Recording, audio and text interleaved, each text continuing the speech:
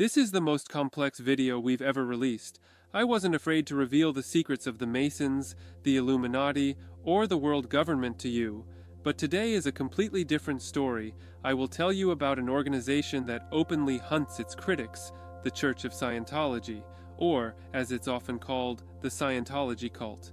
This is a cult whose followers include Hollywood superstars, Tom Cruise, John Travolta, Elizabeth Moss.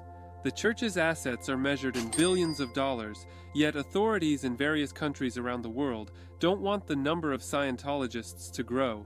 They claim an untouchable status, asserting there are 10 million of them worldwide. But if you look at population censuses, the numbers tell a different story.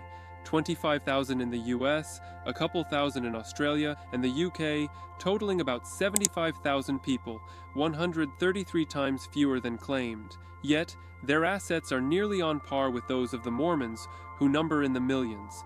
And here's the strangest part. Despite intense pressure, the cult's revenue only grows each year. Scientology is known worldwide. They can still compete with governments and major corporations. How? Where do the money and resources come from?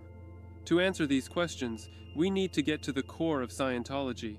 How it works, what attracts people, and how it forces them to obey. Believe me, there's plenty to be horrified by. Our guide into this dark world will be the most notorious figure I've ever talked about, the cult's founder, L. Ron Hubbard. I'll explain how a failed writer's startup became a religion with its own army and navy, how a veritable devil managed to escape punishment, and why dark magic is actually real. If you think Scientology is something amusing, just watch this video through at least the second chapter. You'll be shocked. And you're on a channel where interesting stories aren't just told, they're explained.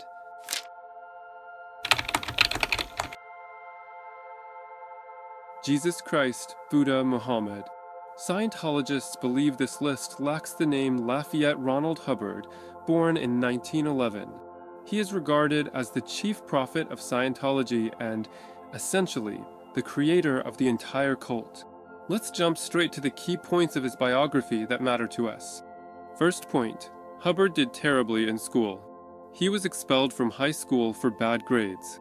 When he enrolled in college, he was constantly on the verge of being kicked out there too. In his second year, Hubbard decided to organize a student cruise in the Caribbean. True, in Hubbard's own words, it was practically a glorious adventure on the order of the Iliad. The modest outcomes of the cruise were supposed to be scientific discoveries in biology, unique historical finds, dozens of articles for newspapers and magazines, and several screenplays for science fiction films. Hubbard assembled a team of volunteers, negotiated with sailors, and even secured support from the University of Michigan. Already at 21, Hubbard felt like a leader who could persuade an audience and rally people around himself. But when it came down to it, the cruise was a crashing failure. The expedition ran out of money rather quickly after the sailors went on strike, and the group tour was called off. What did Hubbard do next? No humility or shame followed. On the contrary, despite financial troubles, he declared, "We had a great time and made unique scientific discoveries." What exactly those discoveries were remains unknown. What we do know is that after this cruise, Hubbard looked at his grades and decided studying was no longer interesting to him.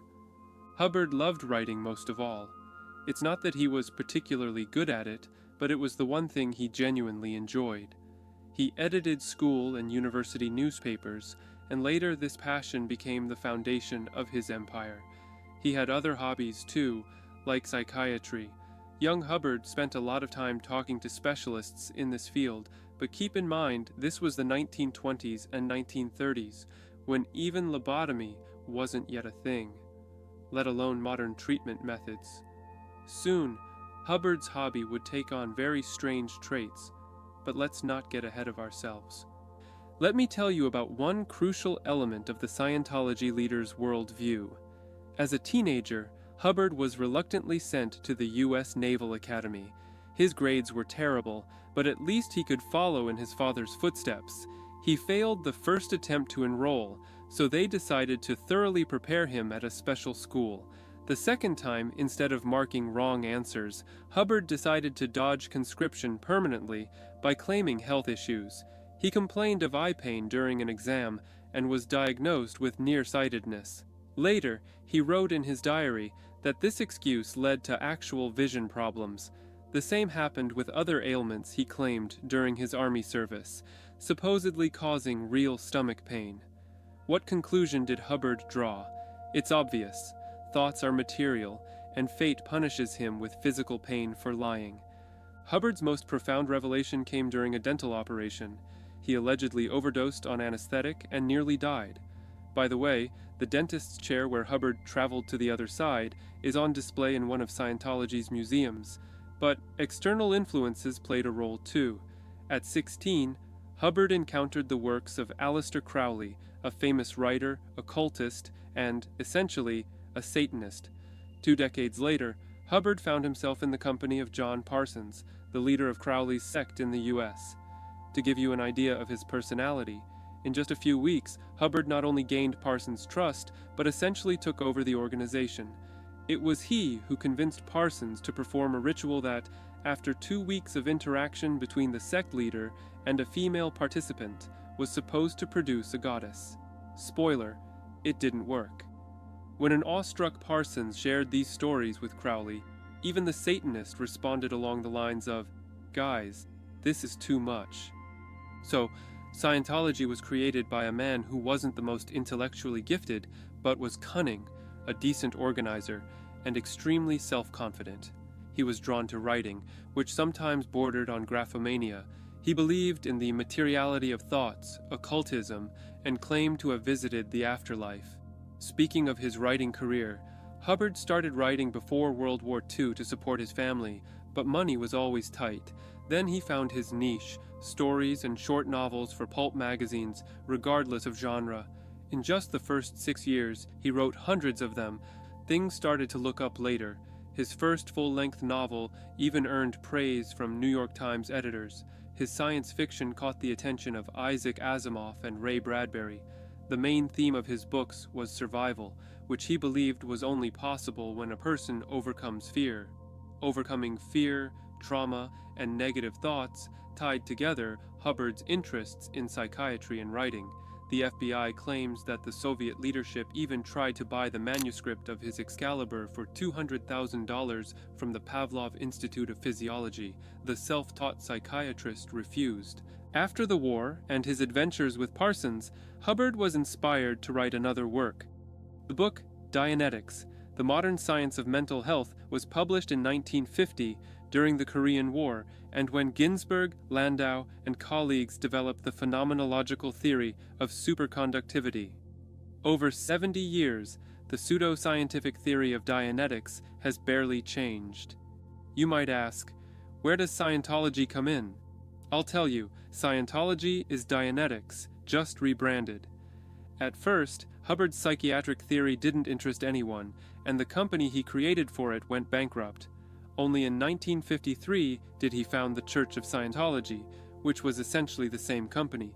He changed the legal entity, but it was now a religious organization, meaning Hubbard could avoid taxes. Now let's talk about what Dianetics actually is.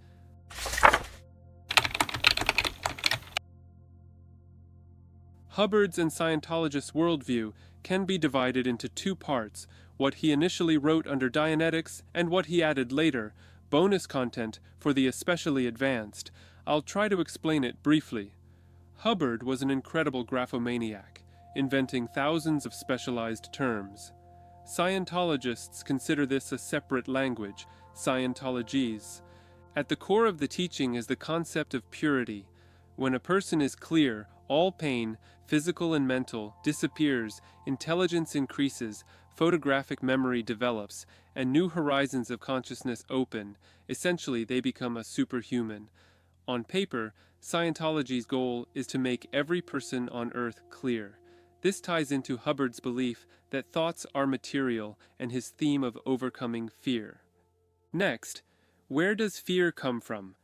Let me explain simply. You have a soul called a thetan. More precisely, you, your personality, yourself, are the thetan. It's immortal and passes from one body to another, like in Buddhism. Over time, It accumulates traumas stored in your reactive mind, an analog to Freud's unconscious. You might not remember these traumas because they happened in the womb or past lives, but you need to get rid of them because you definitely have them. Convenient, right? Absolutely. Especially since specialists called auditors are ready to audit your psyche and find those traumas. This is done through conversation or a special device called an e-meter, which measures your electromagnetic activity and thus your stress and pain levels. During sessions with a well-trained auditor, you enter a hypnotic or trance-like state to access deep-seated fears. Why else do they audit? It's the main activity of Scientologists. They believe it purifies you by processing traumas. By the way, they immediately tell you that psychologists, psychiatrists, and pills only hinder the process, eliminating competitors for your mind and psyche. After years of auditing, you might achieve a clear state. Think that's it? Oh no, your personality can ascend to new levels. The higher the level, the harder and more expensive it is to achieve. Hubbard himself supposedly reached only the 8th level.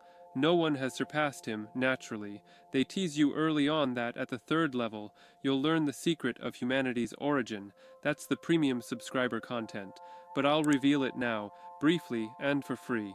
75 million years ago, an alien civilization sent billions of people to Earth to detonate them with hydrogen bombs.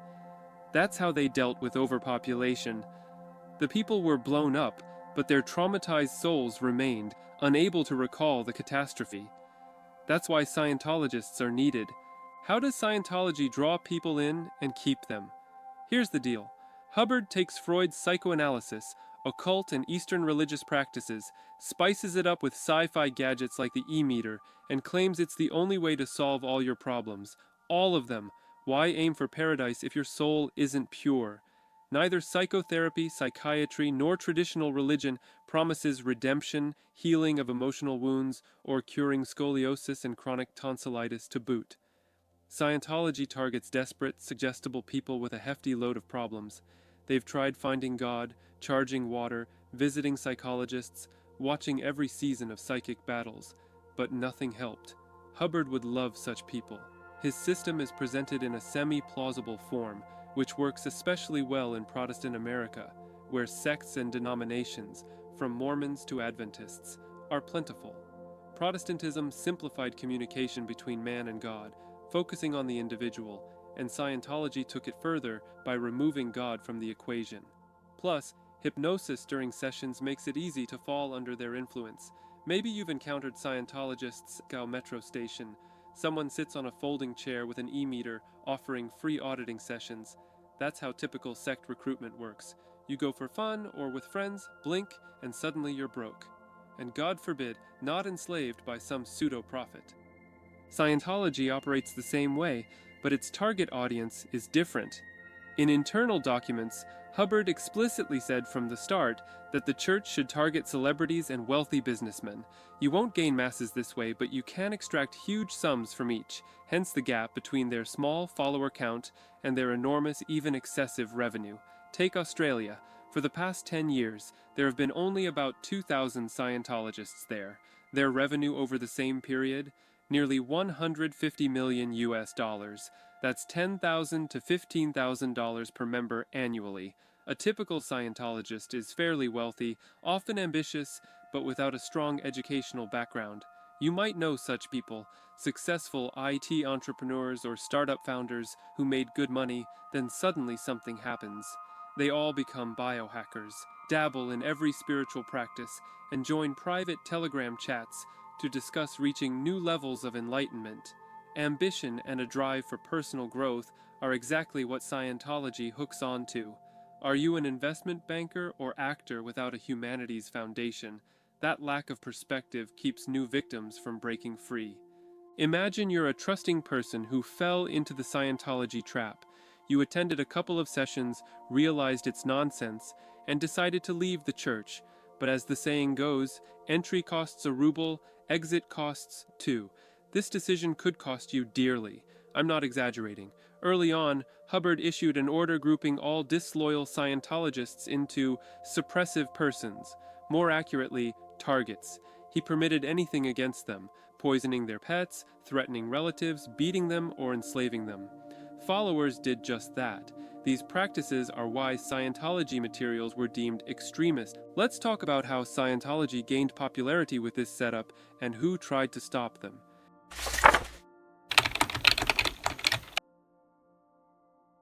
Scientologists clearly understood their audience, people with money and fame. Purifying the world is a noble goal, but when it comes to money, it can be ignored. For Hubbard, Scientology was a facade to promote his bizarre psychoanalysis modification and make money. Targeting the rich and famous was calculated. Instead of paying influencers for promotion, Scientology extracts huge sums from them, which it reinvests. Initially, Hubbard's charisma worked flawlessly. He genuinely believed he was a genius and never doubted what he said. Word of mouth and volunteers followed. When funds were sufficient, they added educational centers, advertising, and full-fledged media products. But what set Scientology apart wasn't even that. Sure, your doctrine becomes known. What's next? It can be debunked in no time. Threaten your members, and everyone will find out. Any other sect would shrink to a community center. Scientologists didn't care about bad PR because they never aimed to be a mass movement. They used entirely different tactics against their enemies.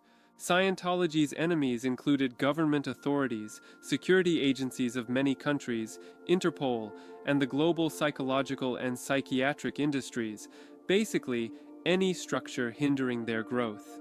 Hubbard even created a department within the church to protect Scientology's interests, called the Guardian's Office. For example, their 1973 Operation Snow White. Scientologists got jobs as clerks, security guards, and janitors in the U.S. Drug Enforcement Agency, the Justice Department, the Coast Guard, Interpol, about 150 agencies and embassies. Once infiltrated, they stole or destroyed documents that could harm Hubbard's cult, like tax evasion records or surveillance files. They also copied useful documents, forged papers, planted false information, and bugged secret meetings. James Bond would be jealous. The operation lasted years, until key operatives, Hubbard not among them, were caught. How much information they gathered or destroyed is unknown. Another telling episode, Operations Dynamite and Freak Out. Scientologists targeted journalist Paulette Cooper, who criticized the church in her book. She endured 5 years of hell, surveillance, lawsuits, home invasions. Most notably, terrorist threats were sent in her name to Arab consulates in New York. Scientologists were ready to do anything to send the uncooperative Cooper to prison or a mental institution. No joke, that was the plan. Hubbard's relationship with psychologists and psychiatrists was its own saga. Remember occultist Parsons? Hubbard stole his girlfriend and married her. She didn't yet know what it was like to live with a cult leader and endured regular beatings and emotional abuse. Just a year after writing Dianetics, she turned to a psychiatrist to have Hubbard declared insane and isolated. But Hubbard was fully convinced of his mental health. When he learned of her plan, he kidnapped her, locked her at home, and sent their 1-year-old daughter to Cuba, telling the mother he'd brutally disposed of the child. Sounds like the behavior of a perfectly sane person. I don't know what was more disturbing. The mother reunited with her daughter only after publicly declaring Hubbard a wonderful husband and admitting she was deeply mistaken. Besides claiming doctors were communist agents, Hubbard ordered his followers to pin at least one murder, assault, or rape on every psychologist and psychiatrist, preferably more. It's unclear how he planned to fabricate so many cases, but localized sabotage succeeded. Finally, the main reason Scientology was created, tax evasion. Hubbard's church didn't pay taxes from the start, registered as a religious organization, but calling yourself a religion is only half the battle. You have to act like one. The US IRS decided that since a significant portion of revenue, about 10%, went directly to Hubbard, Scientology was a business, not a religion, and had to pay taxes. They revoked its tax-exempt status.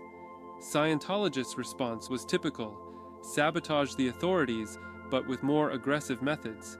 They kept their books in a way that made them incomprehensible to officials, sending the IRS massive stacks of documents in random order, mixing real and fake ones.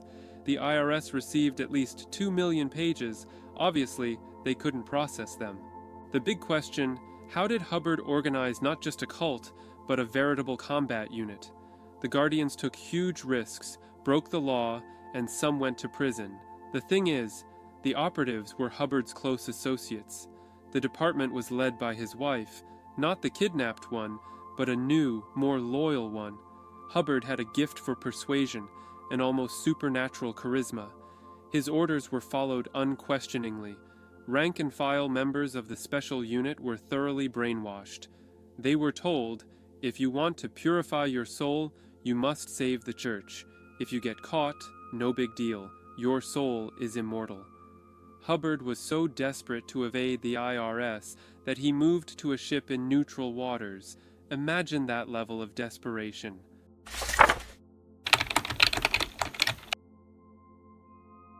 For what? Hubbard fought the IRS for 37 years over revenue that was truly astronomical.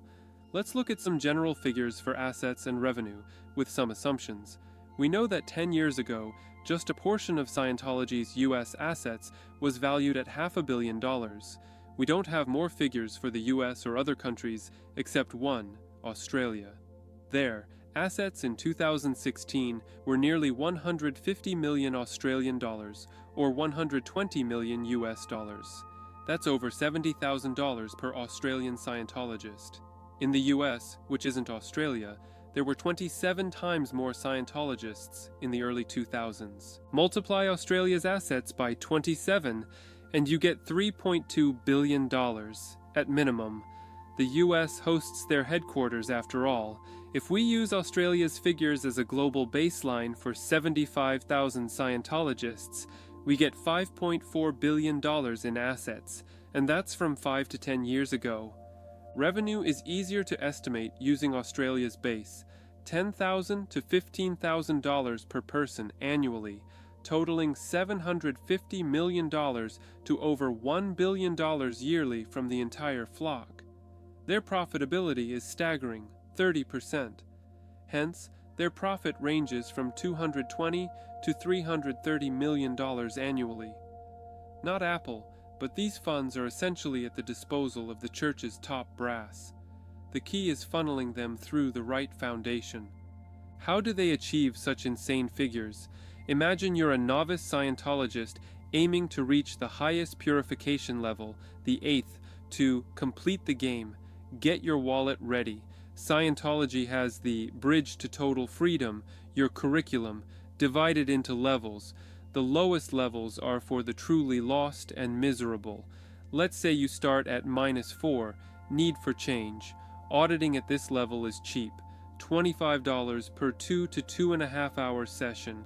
With experience, it's even cheaper, 12 hours for $100.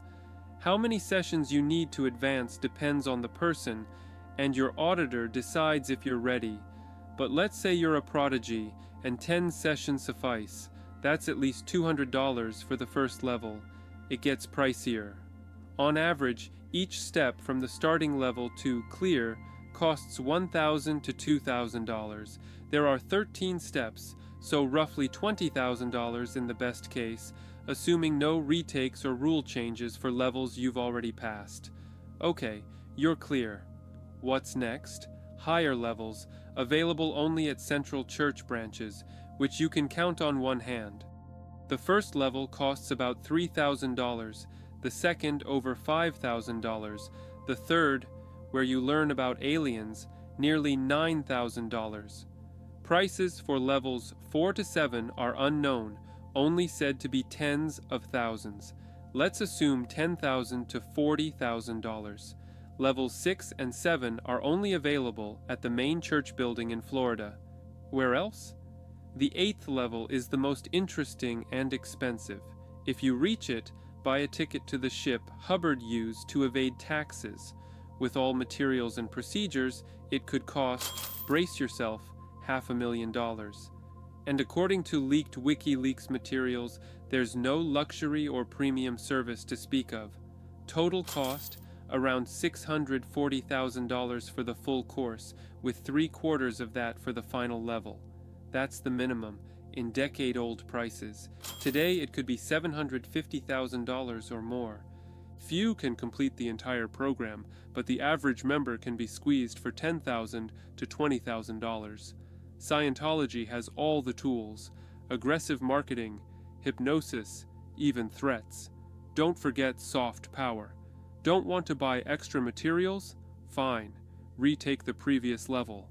Hubbard explicitly told his followers, don't let anyone leave a session until they're fully drained. At some point, the sunk cost fallacy kicks in. How can I quit Scientology after spending so much? While the person debates with themselves and waits for a magical result, their car is sold, the house is mortgaged, the wife has filed for divorce, and the children are too ashamed to tell classmates about their father. The financial model fits perfectly with Scientology's doctrine. If you receive something from the church, you must give something. It's a two-way street. Stingy with money for spiritual purification? Then you're not ready for it.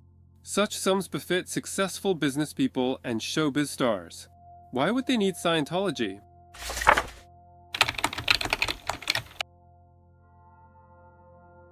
Many are surprised that Hollywood actors and directors spend money on Scientology. No surprises here.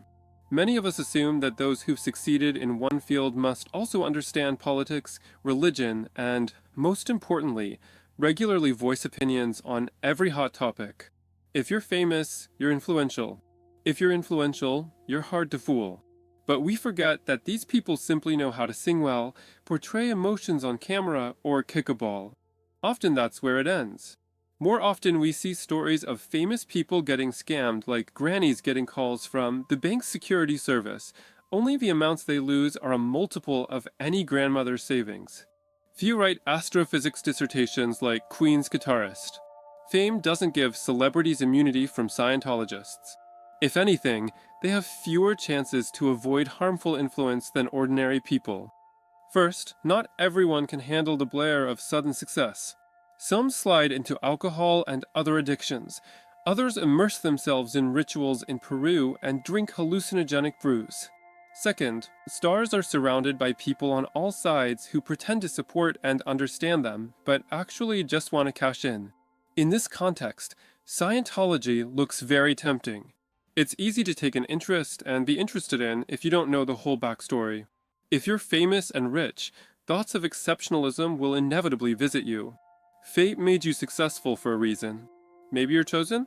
And what could be more exclusive than a mystique-shrouded organization promising secret knowledge?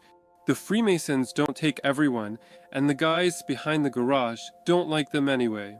But here, any whim for your money, just keep tapping your card. And now you're in the spiritual elite. Most other doctrines, if we're talking traditional religions, don't encourage excess or overconsumption. In Scientology, it's the opposite. Finally, the most important factor, Hubbard wanted to recruit stars as early as the 1950s, and he approached it systematically. First, he drew up lists of the celebrities he wanted around him. Then he organized special celebrity centers. These are departments that to this day work on attracting famous people to the church and, more importantly, promoting the cult through their popularity. The clearest example, you all know him, the eternally 30-year-old Tom Cruise. Before him, recruiting was banal. Promise a ton of connections, a lead role, or a Golden Globe, and the rising star is in your pocket. But in the 1980s, when the Scientologists went after him, Cruise was already established, with Top Gun behind him. So what do you offer someone who already has everything? Getting him to come once wasn't hard. His then-wife's father was an influential church member. But that wasn't enough. So the church's leader, by then Hubbard's successor, David Miscavige, personally invited him to a secret base that was completely renovated for the star's arrival. After that, Miscavige courted Cruise like a beloved girlfriend. Motorcycle rides, movies, even the shooting range. He knew the actor feared guns and helped him overcome the fear, for which Cruise was endlessly grateful. It influenced his film career. For months, they provided new accommodations for him and his new love, Nicole Kidman. They built a $200,000 tennis court just for them. Miscavige once heard Cruise say he wanted to run through a field of flowers with his wife, and he ordered 20 subordinates to dig up the lawn at the central complex overnight in a downpour and plant wildflowers. He spent tens of thousands of dollars on it, but the flowers never sprouted. Church leaders understood that they could spend a lot on Cruz, but first, he'd return some of it, and second, others would come in his wake, wealthy and famous people who wouldn't need fields tilled in the rain. The church paid for the couple's housekeeper, cook, even a nanny, not random hires, but high-ranking Scientologists. And they, of course, spied on the actors and reported daily to Miscavige. They especially kept tabs on Kidman, who didn't much care for her husband's strange passion. Around the mid-90s, 7 years after joining the church, Cruz reached the 3rd level and learned the whole backstory with aliens and hydrogen bonds. That information turned him away from the church for a couple of years, and you can understand why. At the time, the couple were constantly on set with Kubrick. Isolation from Scientologists and his wife's influence drew Tom further from the doctrine and from Miscavige personally. What did the church head do? He sent his best people to re-brainwash the actor. Cruz returned, quarreled with his wife, and spoke like a faithful Hubbard follower. Scientology is great, and if someone doesn't like it, they can go far, far away. In short, the operation to capture Tom Cruise, on which the church spent millions, was a resounding success. What did they get in return? They made their money back, that's obvious, but there are more important things. Once, Miscavige asked Cruz, as a friend, to deal with Germany. The country did not recognize Scientology as a religion and forced it to pay taxes. The church launched a public campaign comparing modern Germans to Nazis and Scientologists to Jews. The actor leveraged his connections, and now his lawyers and a slew of colleagues were involved: Dustin Hoffman, Oliver Stone. The German government stood firm, but the noise was tremendous. Before Cruz, the cult's main star was John Travolta. For half a century, he has vigorously defended it from media attacks. Elizabeth Moss has been a Scientologist since childhood. Her parents brought her in. Nancy Cartwright, the voice of Bart Simpson, this year receives the title Patron Excalibur with honors. Guess how much she paid for it? $20 million.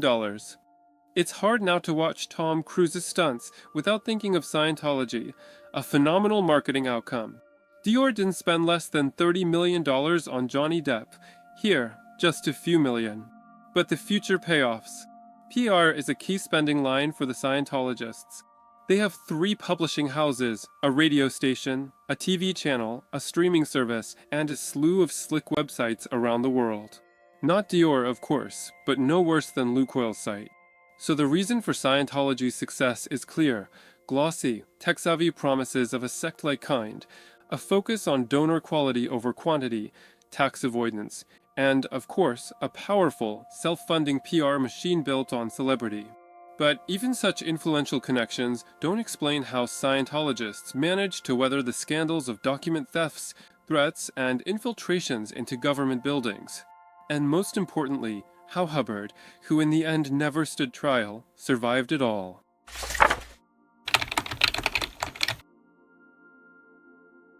Let's restore the timeline of Scientology's founder. We left off when he moved onto a ship in 1967 to avoid taxes and hide from the ever-present American justice system. For about 8 years, until 1975, Hubbard lived on the ship Apollo and commanded a flotilla of several more vessels. He called it the Sea Organization. It consisted of the church's elite members. They were supposed to search for traces of Hubbard's past lives. The ship's captain wanted to reinvent the meaning of existence, and that's when the weirdness began. On the one hand, the Scientology chief was cunning. For example, he officially renounced management of the cult's affairs right when he was planning raids on government archives.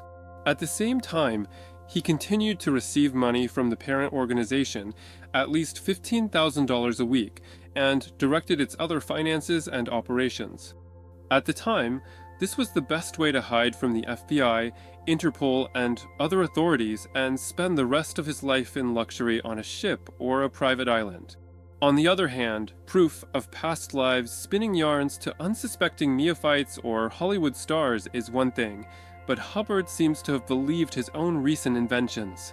Over time, Hubbard's mental health, never exactly stable, began to deteriorate. Even while writing the interplanetary genocide story, he confessed to his wife that he had started drinking heavily and using drugs. It all, he said, helped him in his research of reality.